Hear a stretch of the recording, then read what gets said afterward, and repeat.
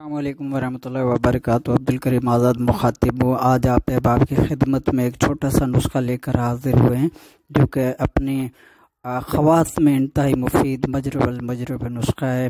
یہ نسخہ تقریباً نزلہ، زکام، رزش یا الرجی اس طرح کے جتنے بھی امراض ہیں اس کے اوپر 100% کام کرتا ہے، مجرب ہے۔ تو ایسے لوگ جو نزلہ زکام کے شکار ہوں، ہر طرح کا علاج کرا کر تھک گئے ہوں، ان کے لیے انتہائی مفید اور مجرب ہے۔ اس کے علاوہ وہ لوگ جو تقریباً رزش کے مریض ہوں، جن کو گرد و غبار سے یا اس طرح کی جتنی آلودہ ہوا سے یا آلودہ ماحول میں جن کو الرجی یا اس طرح کے سانس کی تکالیف یا اس طرح کے جتنے بھی سانس سے جڑے ہوئے مسائل کا سامنا کرنا پڑتا ہے، تو ان کے لیے کسی اکسیر سے کم نہیں بنا کر فائدہ حاصل کریں۔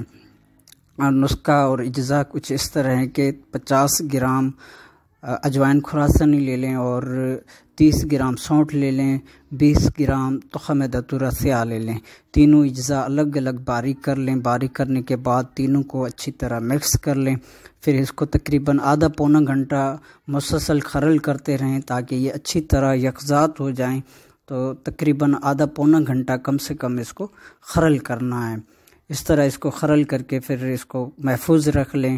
حسب ضرورت وقت پر جب کسی کو دینا ہو تو 125 ملی گرام والا کیپسول بھر لیں، 30 کیپسول فی مریض کو دیں، یا جو اس سے امراض سے جو کیفیت میں مبتلا بندہ ہو تو اسے 30 کیپسول دیں، ایک صبح ایک شام تازہ پانی کے ساتھ اس کا استعمال کرائیں، یا قہوہ چائے جو سبز چائے بنتی ہے اس کے ساتھ استعمال کرائیں۔